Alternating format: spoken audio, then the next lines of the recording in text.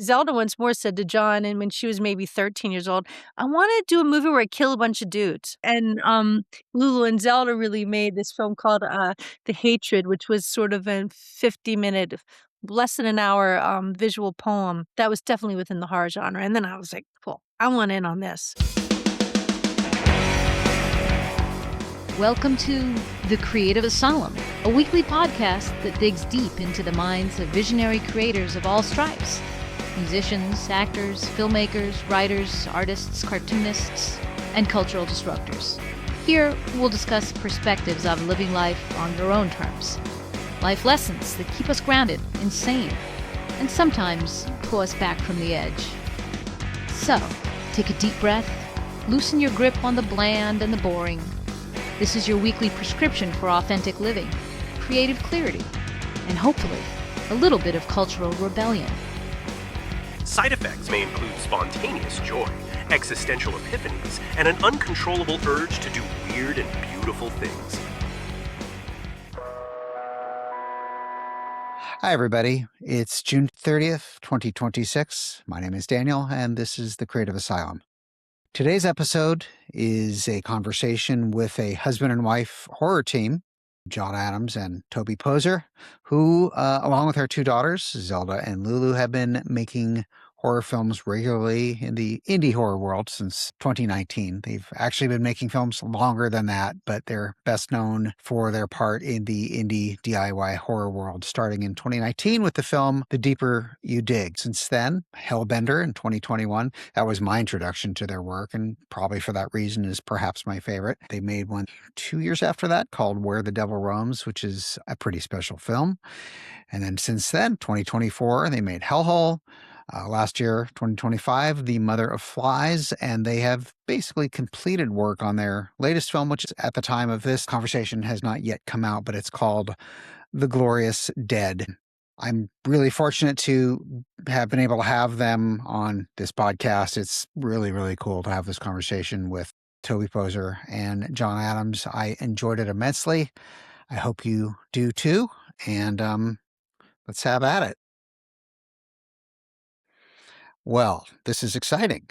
John, Toby, thanks for coming to the Creative Asylum. I'm pretty excited. I had no idea if you'd say yes when I reached out, so I'm really glad you did. Thanks for having us, Daniel. Super cool. Yeah. I haven't done that many. Well, I've only done one actually. Two people at a time. So you're the second couple, so to speak, that we've had here, and I think it's only appropriate because for the people that are fans of this podcast but maybe not familiar with your work, as mentioned in the intro, you guys are a well, you're not just a duo, a creative, amazing duo, but you're a whole family. Involved in it's you've got to be the only family I'm aware of that makes movies, all of you together, and specifically work in the genre of horror. I just think it's delightful. You know, the deeper I dig, I've granted I've only seen your films from The Deeper You Dig forward, but I'm always scouring the credits to realize increasingly more and more like these guys do basically everything. Yeah, we're lucky. We love it. So is that partially out of necessity or desire or kind of both? I think it's definitely out of desire and luck.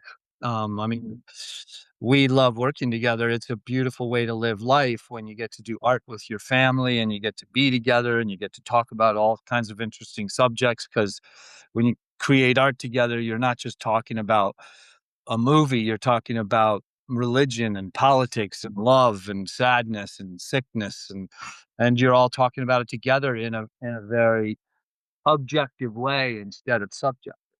There's a convenience to it, sure, because you can easily go from a moment living as a family to a moment, shooting on a set, and often the sets are just where we live or what our families down the road have. So there's a definite it's a convenience, but it's a wonderful resource when you know your sets so well because you're living in them, that they become made to order, you know? Right. Like, we shot a film that took place in the Depression era, and I'm sitting in a house right now, John's parents' house, which was built before then.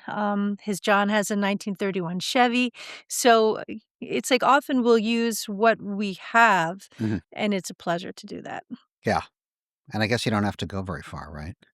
Not at all. So you mentioned the Depression era. That's referring to Where the Devil Roams. Yes. Well, perfect, because I had questions about that movie.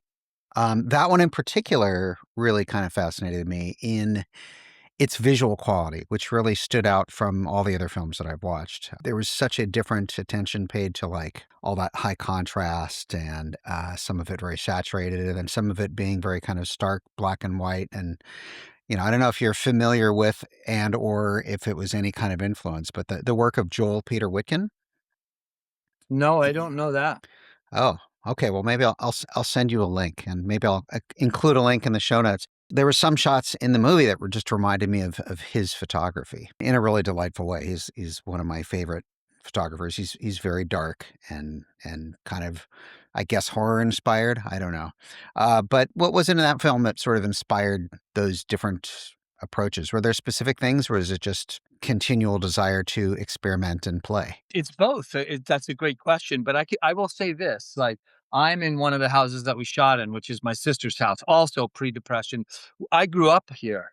It's an old place that still retains 100 years, 150 years of history, but it's a broken history. It's not a fancy high class history where we're from. It's very hard scrabble. And these old farmhouses and these old roads and the telephone poles and the barns and everything is here. We grew up with it. We know it. Kids know it. The houses are still furnished with the furniture that was sold with the house. So it's like we had all this stuff at our disposal. We have pictures on the wall of the generations of people that have lived here. So right there, we can just dress like them. We wanted the photography to look like the photographs that we've looked at for years and my kids have looked at. Hmm. So it's all, going through all the pictures of what those old county fairs looked like and everything like that just worked perfectly for a story that we wanted to tell, which was basically a story about relentless love and unconditional love despite everybody in the family being quite broken. And Like most families. that's right. And what's great about horror is you can accentuate that whole concept. Right. Not everybody is raised in a family of mass murderers, but everybody is raised in a family that has issues, and they have to come to terms with whether they want to forgive those issues, whether they want to work that into their own lives, and it's just a really fun subject to tackle. Okay. Another note to mention too is there's always some kind of autobiographical undercurrent in our films, and in this case, Zelda was going to be going off soon to college, and we literally felt like with a family that is so close knit as friends and as creative, professionals making movies, it felt like this was a severance in a way. So this, in a sense, was about that, but the genesis really was from Zelda, who had a nightmare about this family of clowns, murderous clowns, and she told us about it, and that just lit little fires in all of us. Of And course. so that's then turned into how can we make this personal? And there's so much obviously to do with cutting Hmm. and togetherness and repiecing things back together with a different look. Yeah. How did you guys land on horror specifically?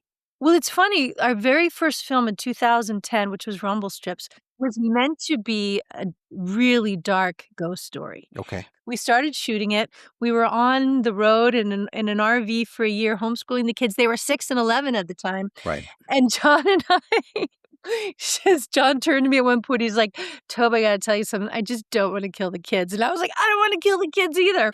So we weren't quite ready to go to that dark. I Uh mean, huh. it's a dramatic movie about dark subjects on a very human level, but, I think we've just always had a curiosity, and then finally, Zelda once more said to John, and when she was maybe 13 years old, "I wanna do a movie where I kill a bunch of dudes." And so John and, Lulu and Zelda really made this film called, The Hatred, which was sort of a 50-minute, less than an hour, visual poem, Uh huh. uh, that was definitely within the horror genre, and then I was like, "Cool, I want in on this." I mean, horror's fun. It's totally fun. and you can do so much with it within sort of those confines, you know? I want to make a movie about killing lots of dudes. That's great. Also, we with that little movie that we made, we realized how wonderful the horror community is. Like, we got into festivals and we traveled to them, and we met a ton of people, and they were wonderful, and they were super artistic friendly, Hmm. and we realized, "Oh, this is a an amazing community," and we've never left it because we really found our group. It's a Right. great group of people, and there's no reason to step outside of it because personally open-minded, open-hearted people, they're just Hmm. great to be around, and there's no reason to step out because so many great conversations are had in horror. Those conversations are also had in the drama world or the comedy world, but in the horror world, it just seems incredibly cohesive and good. Hmm. Do you find there's certain overlap with similar communities in music? Like, are those kind of Yes. this? Do they overlap, or are they kind of separate but similar, or both?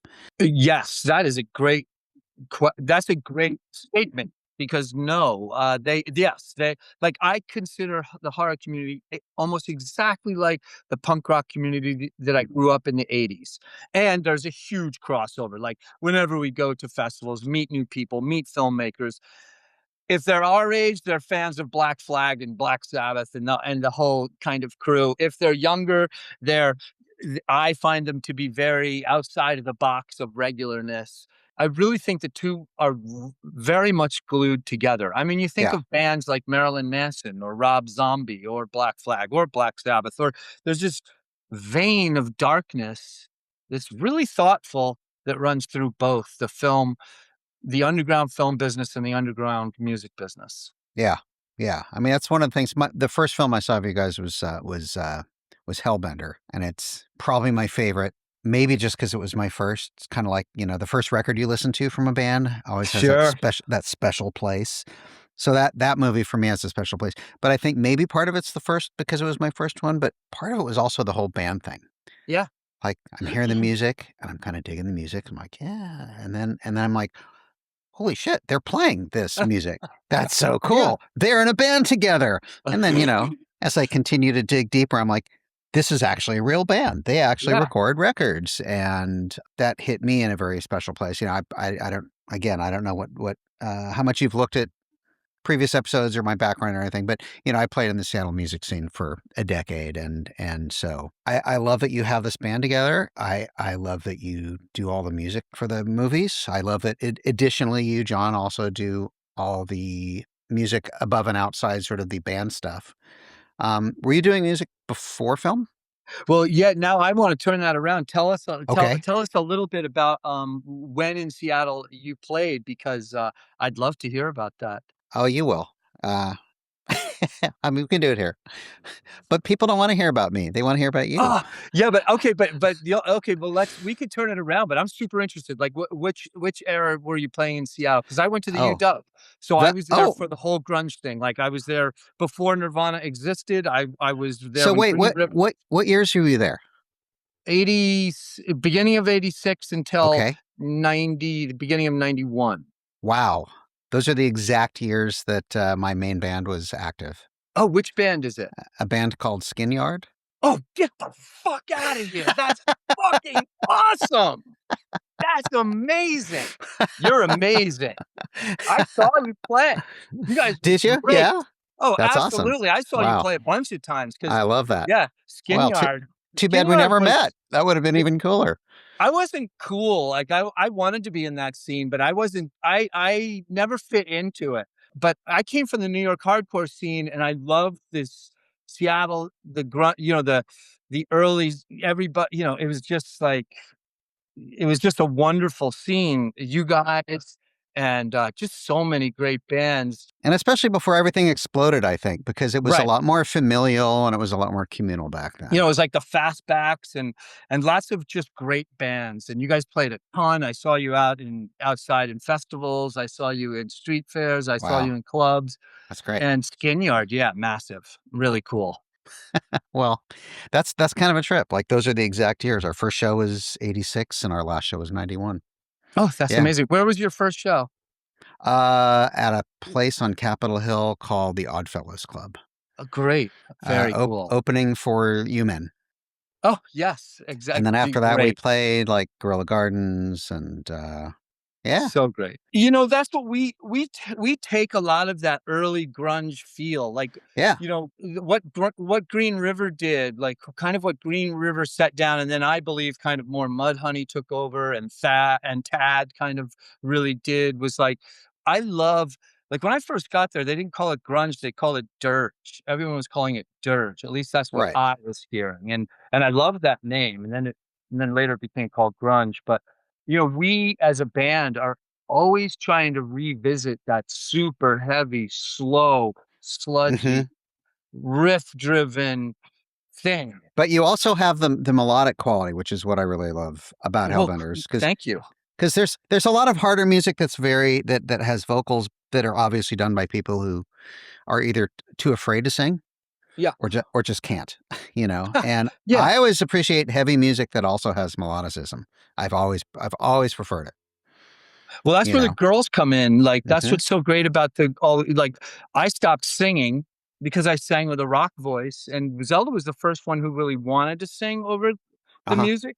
Hmm. And in fact, that's why Hellbender happened. Toby can explain, Tobe, why Hellbender happened in the movie. Cool. Let's hear it. Oh, yeah, well, we were out in LA, and we were shooting a music video for a Hellbender song called Dark Sky. Hmm. And we just as we're shooting this video, it wanted to be made, the movie, because through this video and through this very kind of atmospheric song, um, these images just kept popping. I'd be dressed in black, and we went out to find where all the fires had happened in Hmm. various, desert settings, and we just wanted those old blackened, skeletal trees, and we just thought something is bubbling up here. Let's catch the percolation and make turn this into a movie. And we'd been calling the band Hellbender, but it was just a fun word. And then we thought, well, let's really explore what this concept is. Uh-huh. So this was this situation where the song really led to a whole movie, and it was a That's beautiful. amazing. That's just an amazing story that the movie was inspired by a song by your band. So were you officially a family band yet, or was it sort of just a project that spun out and became a band and then became a movie? In a sense, me and the girls had always been in bands together. Okay. I was a regional punk band guy on the East Coast, and when how old was Lulu when she wanted to be the Hot Roses? 5, maybe? No, more like 8. Okay, so at 8 years old, Lulu was like, "I wanna be in a band." So I was like, "Great." Nice. But she didn't wanna practice. So I was like, "Okay, well, let's Then see then how." you're the singer. Exactly.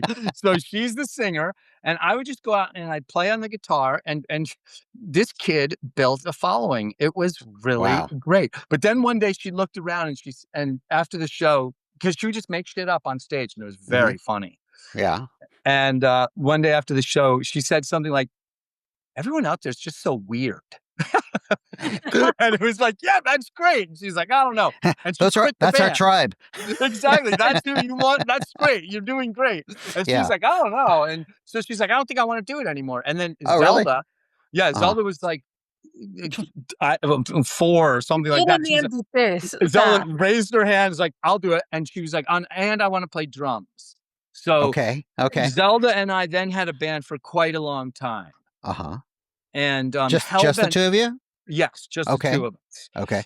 And, what was that called? Kid California. Okay, And right. that was just beautiful and just so fun. I was going to ask you about that because on your website it says Kid California, but all four of you are listed. So I was going to ask you what the difference was between Hellbender and Kid California. What the difference is really that was me and Z, and we Okay. became Hellbender when Toby said, "I wanna sing." Yeah. And we were like, "Well, great, let you sing." So it all just happened really out of fun. As life should be. I mean, really, Yes, and music should be. Yeah. So it just beautifully unfolded, and suddenly we were making a movie. The reason we made that movie is because it looked so beautiful seeing Toby and Zelda and that Stark tree. And then we were like, you know what? Let's Hmm. make a movie about a mother and a daughter. Yeah. And It's, they look great together, and let's do this. yeah. Spitting image, really. Just like wicked, yes. yeah, yeah, yeah. And was that was kind of like right in the beginning of all that COVID awfulness, right? Yeah, I mean, originally, the original Hellbender Yeah. concept was gonna be very different. It was gonna be more of like a teen coming of age film. It was gonna take place at a school with a lot of teenagers. Mhm. And then when Not COVID hit, we happening. were like, "This isn't gonna happen." We've always taken cues from whatever the world is chucking at us, and this was a good cue to say to let us know, "No, let's make this intimate." I learned a lot at the time about my parentage and legacies that aren't what you think they are, and everything was just pointing to our making this little intimate story, and we got to travel around the country Right. again, just like in Rumble Strips. Lulu was already, like, out of college and living in the Northwest, but John, Zelda, and I again traveled around the country in an RV shooting Hellbender. So, how do you explain the fact that your family seems to all like each other so much? And I don't say this as a okay. I have this story, right? Everybody's family is just like messed up in this way, and there's always like weird drama and you know, like I have these friends of mine up in LA. I'm in San Diego right now. And they're this couple, they have two kids. The wife says about the husband, she's like, "Yeah, he talks to his parents like every couple of days and we plan vacations together. I just don't understand it. I mean, they're lovely people, but" and I'm laughing because I'm like, "Yeah, I don't know anybody who would want to travel with their parents."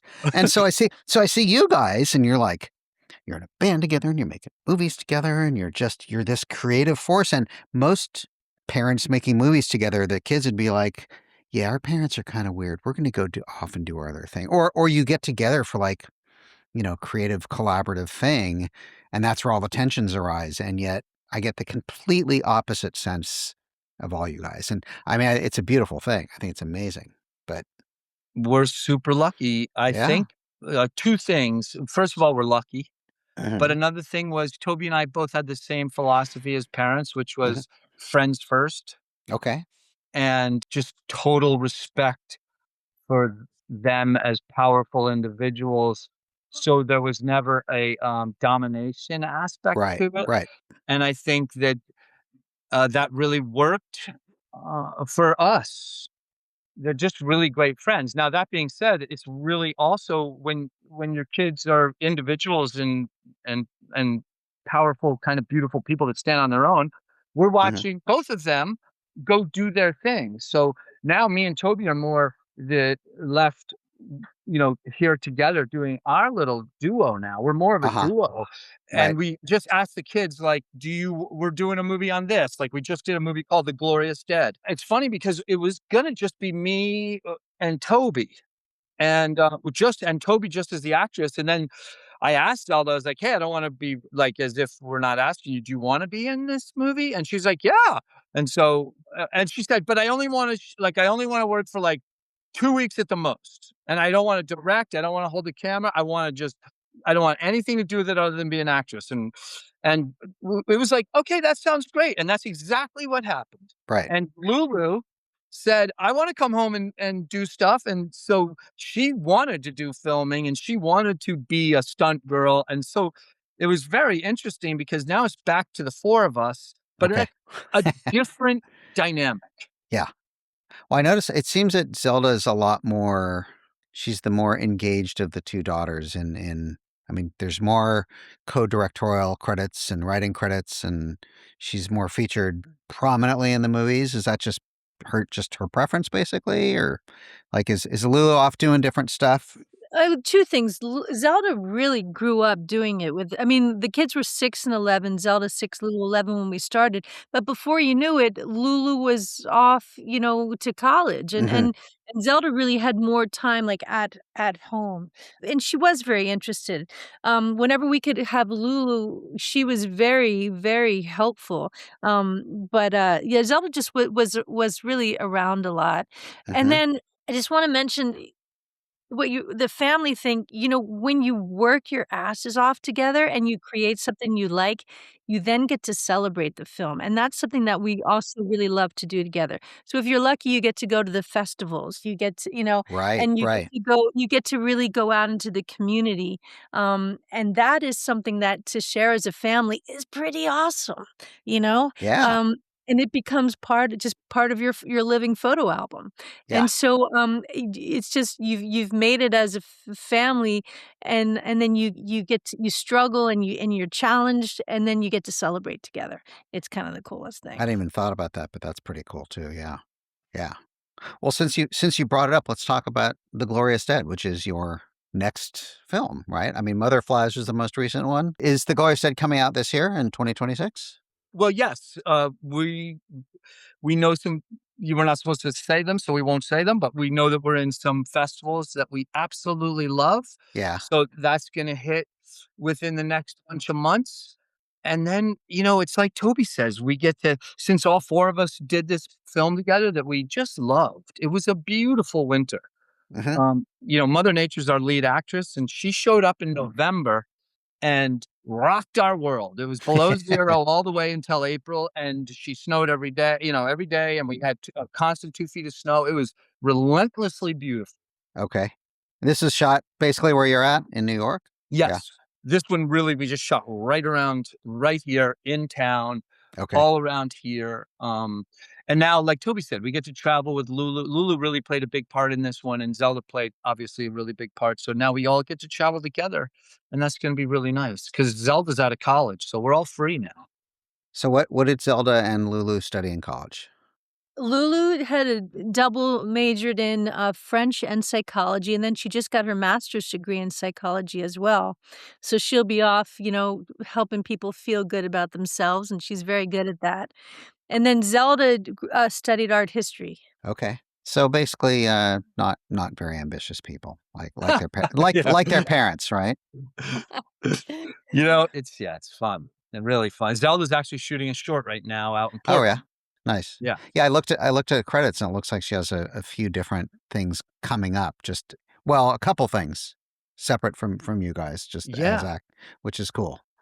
But you guys also do some acting roles as well, above and beyond the movies that you make together, correct? Yeah, John had a really fun role in The Mortuary Assistant this year, Hmm. and that came out, and then, yeah, I got to do some really fun roles I'm really excited about because I love acting, and those are my roots. Yeah. So that's always really fun. Do you have any kind of preference, or they're just different? Oh, it's just different. I love working with other people. I love working under other directors. I just love I mean, I'm not doing theater anymore. I think I will step back into that eventually. But I love being on different sets, seeing how people work, Right. especially really cool indie films. Hmm. And I would assume also, I mean, I've never been in a film, but if you ever want an extra, uh, okay. So what was I going to say? Actually, that's not true. I was in a film as a pissed off severed head once. Oh, great. Nice. We'll use you again as a pissed off severed head. Sounds perfect. That's another story for another time.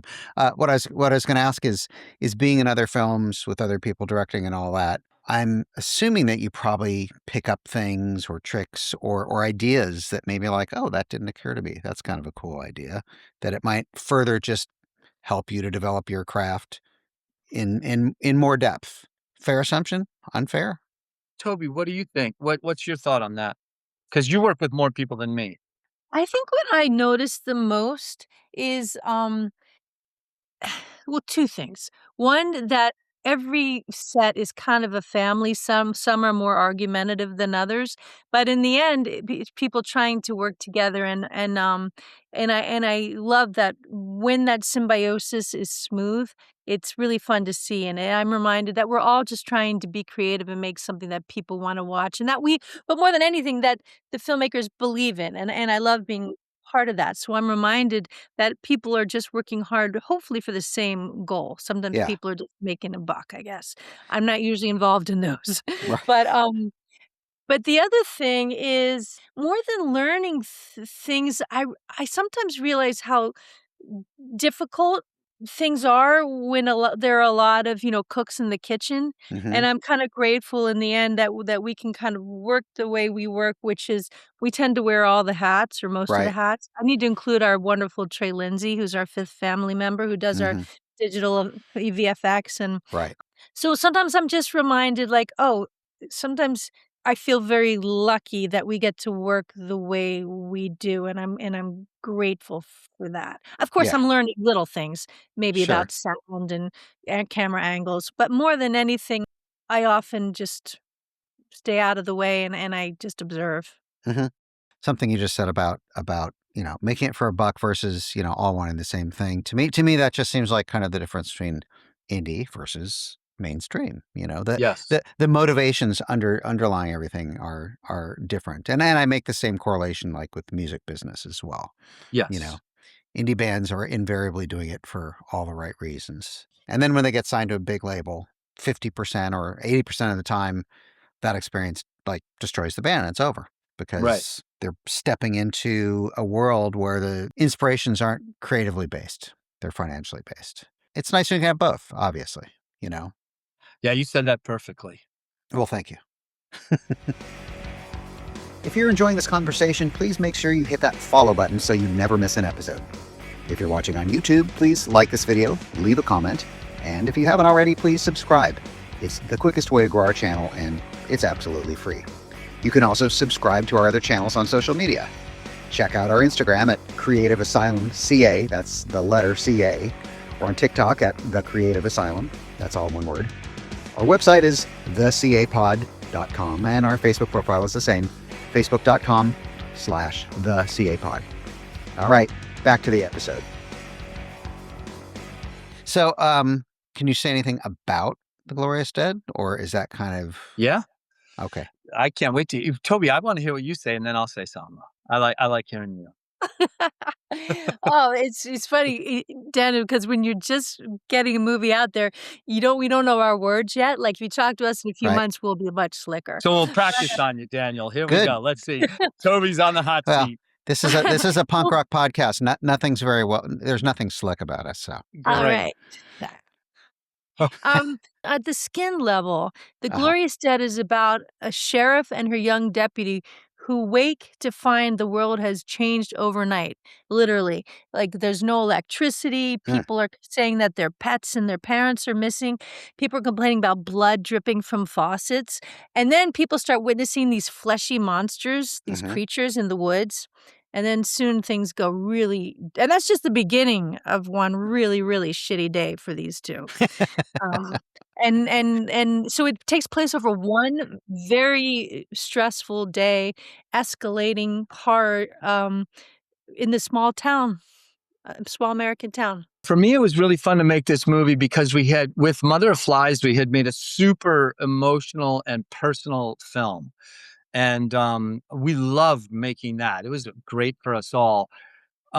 And then so, it's just like an hourglass. So, all the sand hit the bottom and we turn the hourglass over and that means it's a whole new bunch of sand coming down the hole. And we wanted to make a movie that was a little more brutal, a little more we wanted to go like heavy on the brutality of horror, Uh huh. and the artisticness of the brutality of horror. And it was easy to do that because we also wanted to show what it feels like, at least to us, to be an American in 2026 and feel that a lot of our belief system has been turned on its head, at least our belief system. And it's like Yeah. nothing is adding up. It's like there's something just like the rules have changed and it's just really odd and it seems ridiculous. And but it's also quite not like we're not scared, but we're horrified. It's horrible and disruptive, and a lot of people that we know are being hurt unnecessarily. Yeah, and so what we wanted to do with this movie is not like let's go hit a political nail on the head because that's not fun. I don't really enjoy watching those kind of movies. I will watch them sometimes, but we just wanted to make a movie where we took um like evangelical Pentecostal Christianity, because a lot of things that are being driven today are being driven by super fundamental, religion. And so we wanted to say, okay, well, let's take that religion at face value and wake up after the rapture. Okay. How's Yeah. and what's that day look like? And D- so it's really fun because I think everyone's gonna love it. I think the evangelicals will love it because the people left behind really pay the fucking penalty, that is and true. Of and the people like us that are paying the penalty because we will be left behind. course, those people never watch it. They just complain about it, and then you ask them, "Did you watch it?" And they're like, "No, And no, no, I didn't. I would never watch a devil movie. I would never watch such a thing." I think it really is fun because we are taking the word for its word. So we are respecting what's being uh like if you go to their websites and stuff like that, we've followed the rules. And Right, right, right. but the best thing of all is we love humanity. Hmm. And humanity is beautiful because it always finds hope and humor in the Yeah, worst situations. And yeah, that's what this movie does, is it shows a deep, deep humanity. No matter how bad it relentlessly gets, the yeah. two main characters, Toby and Zelda, find the humor and the humanity at every step of the way. That makes me think of something that I really enjoy about your movies is that they all have some component of humor. Like you can feel it in the making of the film. You can Great. feel that there's humor from you in the making. I always get the sense that they must have had a blast making this. Even That's great because we even if it did. was stressful at times, I assume it probably gets stressful, but. Biggest compliment, though. Thank you for Well, that. yeah, Thank you. yeah. All your movies they're all kind of different. Like they all Yeah. feel like you, but from the stories are all incredibly different. And do you have the antenna up and you just sort of receive things and you're like, that would be cool. Like the story you told with how Hellbender came to be, you know, and I noticed different people have different writing credits or directorial credits, or some people's names come ahead of others. How do those decisions get made in terms of the degree to which each person's going to have a co-role as a writer or a director or a camera person? Do you all just share ideas going through the whole process? Do different people come up with ideas in terms of the story that's going to get made?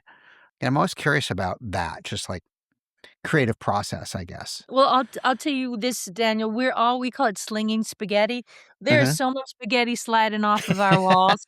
It's unbelievable. They're just like we're, like, waiting in pools of it as we walk around the Okay. house because we're always, like it's always a conversation, Yeah. about we really enjoy as a family talking about, "This would be a fun story," and sometimes something just sticks that we're all Hmm. kind of on board about.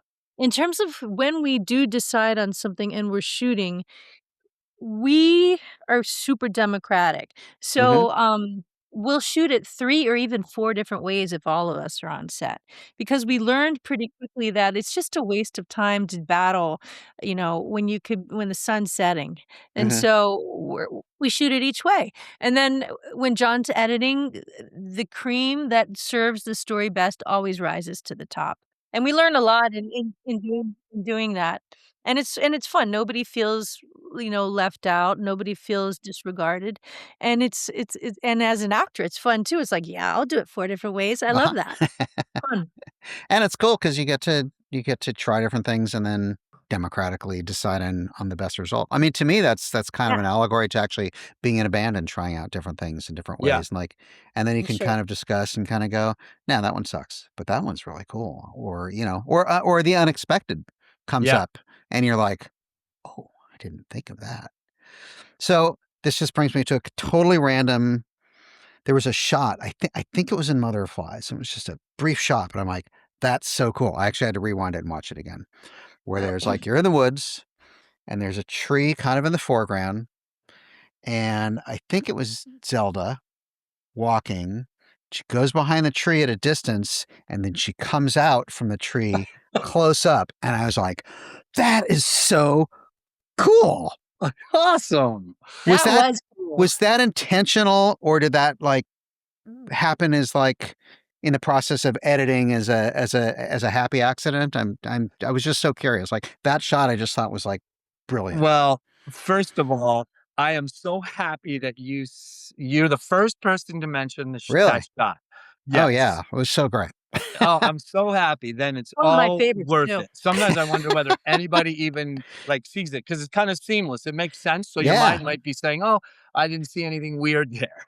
Yeah. Um, I think dreams are so important to us, and so when you can do little tiny tricks that kind of are like dreamy or dream-like, then Yeah. they're super important because I think, we spend so much time in our lives dreaming that in all of our movies, we definitely reference our dreams, and Mhm. they're very important. And that's just a reference to the oddity of dreams and the beauty of them. And it's just a visual statement about it. Yeah. It was just that momentary kind of tweaking of sort of Time and space. time and space and reality. Yeah. Daniel, something that's really cool about John is I mean, I think it's kinda neat, maybe he would have the same creativity if he went to school and studied editing, I Mhm. don't know. Because he's taught himself over these 16, 17 years, Right. and he's always been a really great visual artist to begin with, but, it's so much fun to just see him work instinctually. I mean, these Uh-huh. things happen all the time with sound as well. Like, Mhm. sometimes he'll be downstairs and we'll step on a floorboard and he'll be like, "Hey, hang on a second." He'll turn on the little zoom mic. He's like, "Step on that board again, again. Yes. Just Yes. keep doing it now," in a rhythm. You And he's recording just it? Yeah. Yeah, yeah, yes. yeah. He's always looking for this strange, eh, things he can do as an editor, musically, visually, Mhm. and it's really fun. Like, back to the Hellbender that when we were shooting that music video in the desert, um, Which desert? outside LA, Okay. probably where there had been a fire, like, near Simi Valley, Okay, yeah. but when he was editing those images, he kind of messed up, or, when he and that also led to making the film. You'll explain it better, John. Yeah, I just didn't understand. There was this button called opacity, and Uh-huh. I didn't know what the fuck it meant, because it's like there's a million buttons that I don't know what they meant, Right. and every once in a while, if I'm bored, I'll hit one, and so I hit this opacity thing, and then like there was a couple other words that gave me choices, and I hit them, and suddenly I was like, oh my god, like it was Mhm. magic. It was literally magic, Yeah. and that's why the film is about magic because Mhm. that visual, I was like, "Oh, this is fucking magic." And it's very dreamy, and it was just like we had to make a movie where we used all that stuff. Right, right, right. Yeah. It just worked. It makes me think of I used to play around with Photoshop, and I haven't Right. touched it, and it's too expensive now, but, like, I used to tell people that Photoshop is so cool because it's, like, the only app I know that rewards you for mistakes. Because you could Yes. just go into Photoshop and just start messing with stuff, Right. and you end up with, like, "How cool is this?" And then you're like, Right.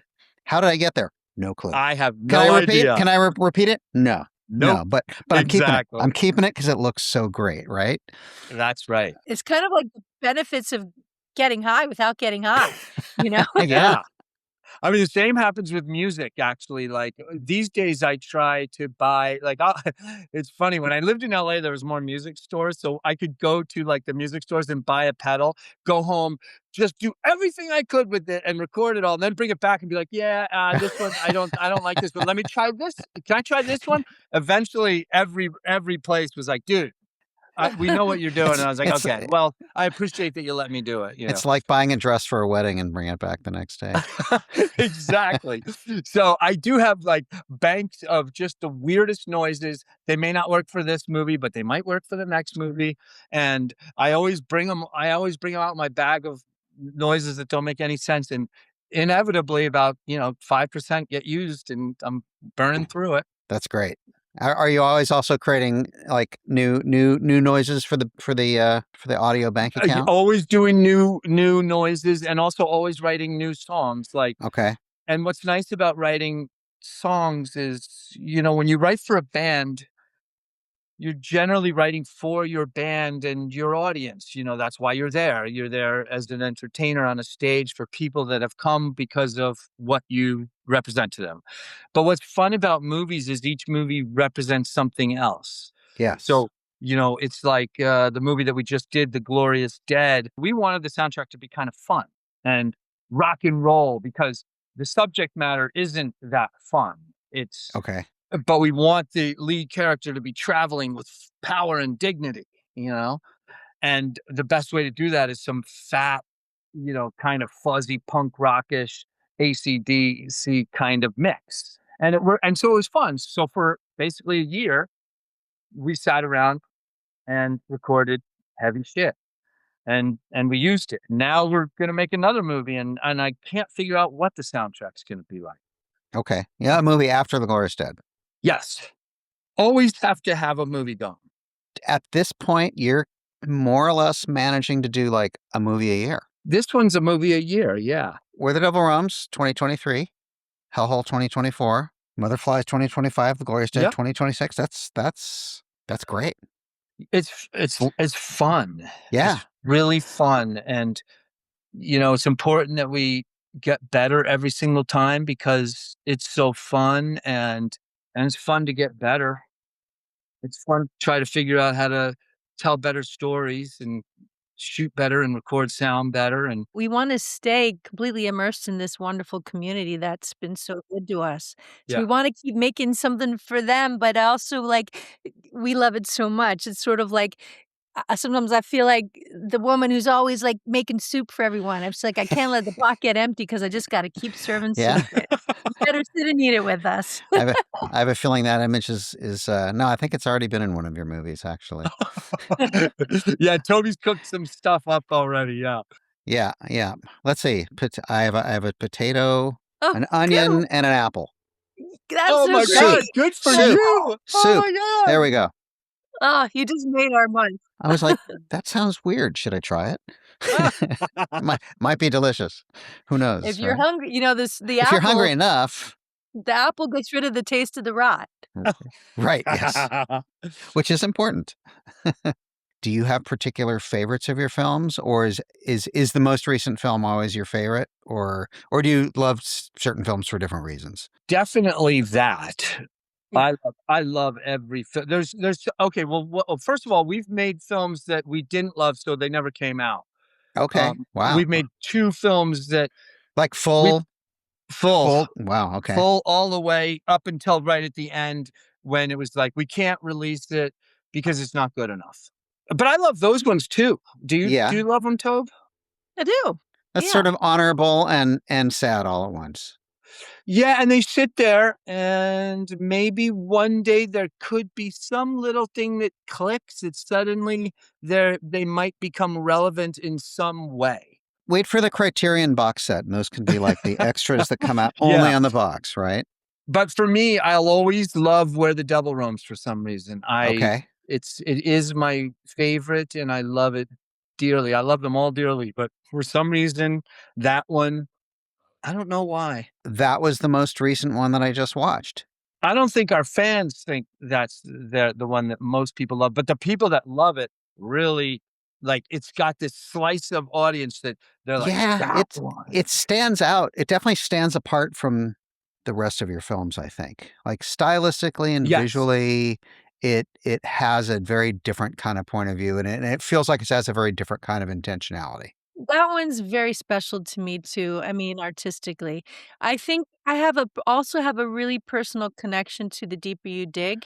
Mhm. Um, Similarly to for reasons that Mother Flies was a very personal revisiting, for John and me, who have both had stories with cancer, but when we were shooting, The Deeper You Dig, I actually was going through that, so that that was a very personal film for me, and it was my first kind of step into the genre world, so that one's very special to me as well. I think that movie has a really blue, cold, but deep heart. Mhm. How about the kids? Do you think they have favorites? Yeah. Not asking you to speak for them, but, maybe you know. I don't know. I'm just Well, curious. I feel that Zelda seems to like Knuckle Jack the most. Like, I haven't watched anything prior to The Deeper You Dig, so I'll have to see if I can find that. she talks about Knuckle Jack a lot. Interesting. Yeah. How old was she when that one was made? 8. Okay.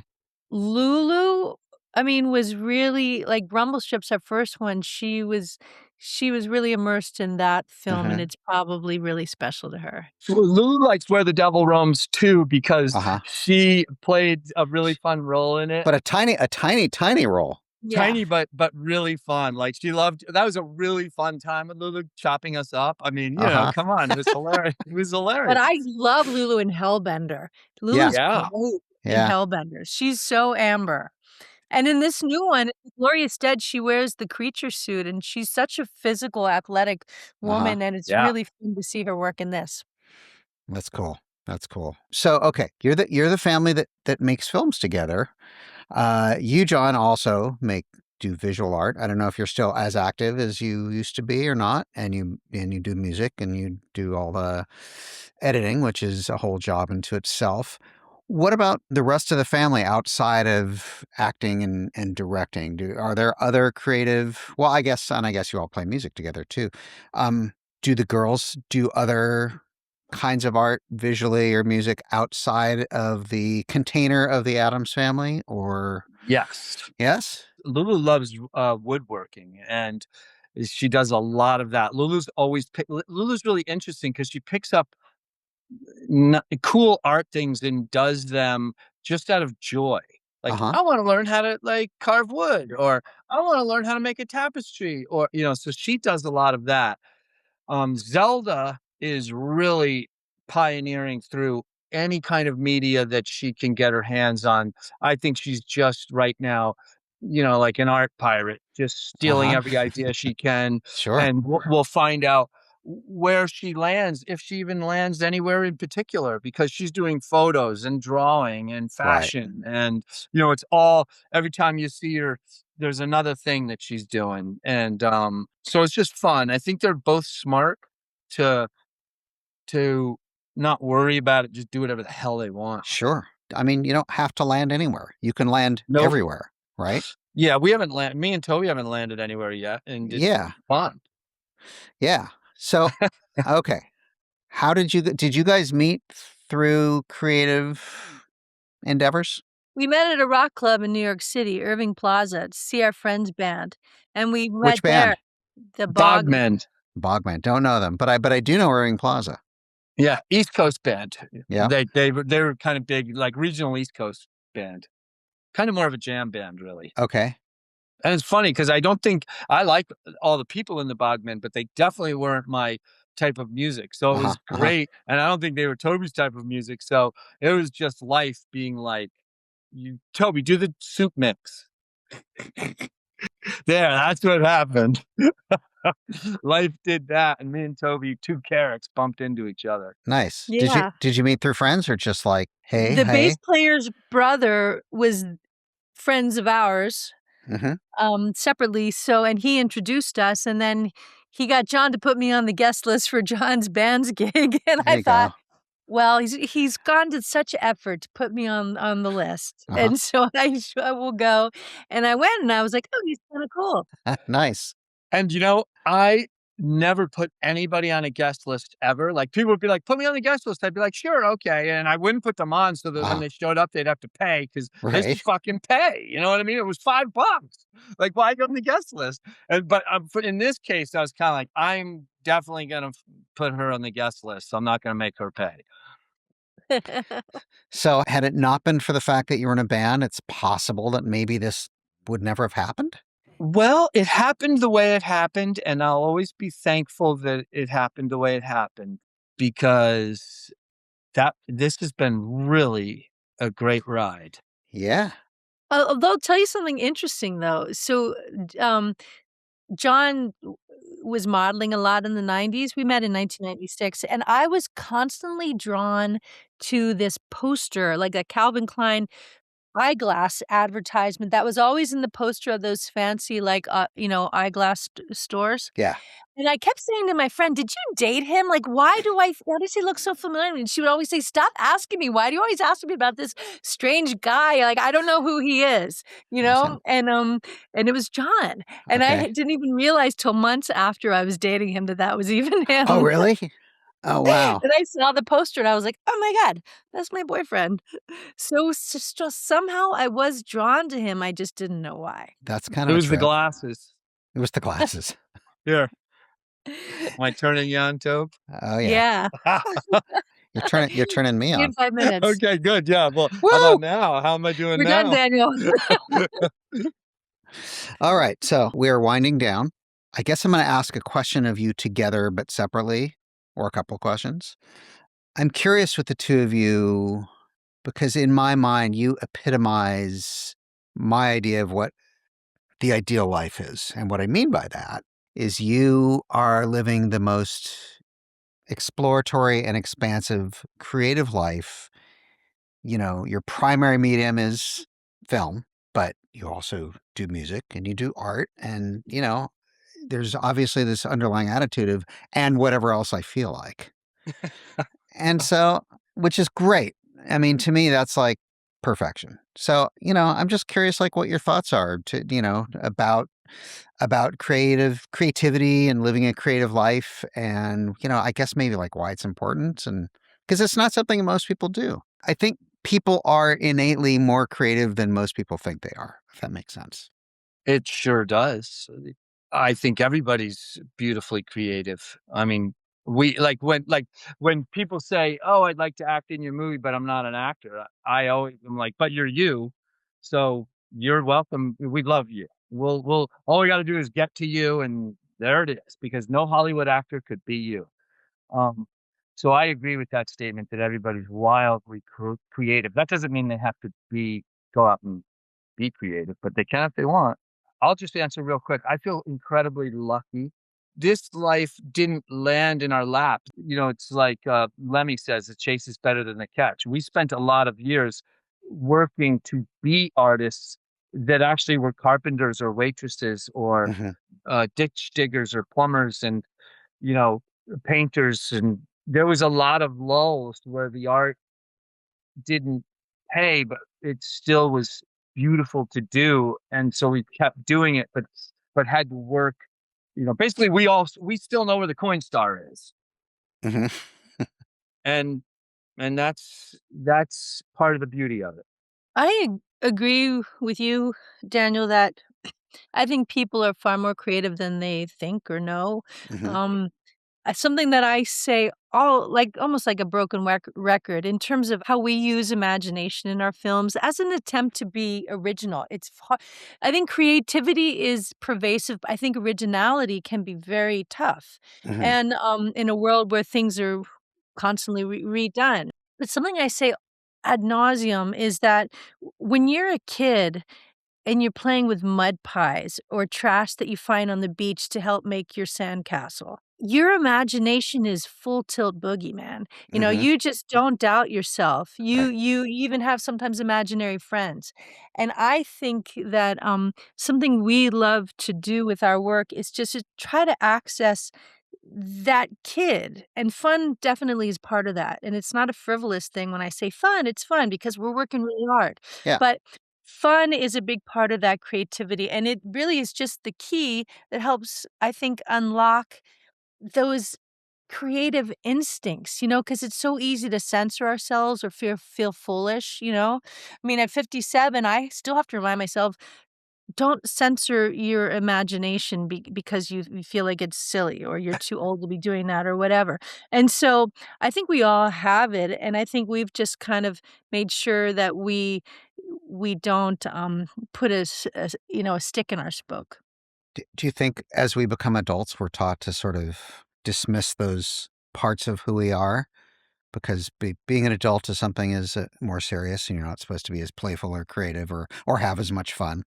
I would love to know what you think, Daniel. What I think? I think the question is probably um, yes. I think societally that yeah, I think we're taught that, I mean, you specifically brought up the thing about finding that kid, right?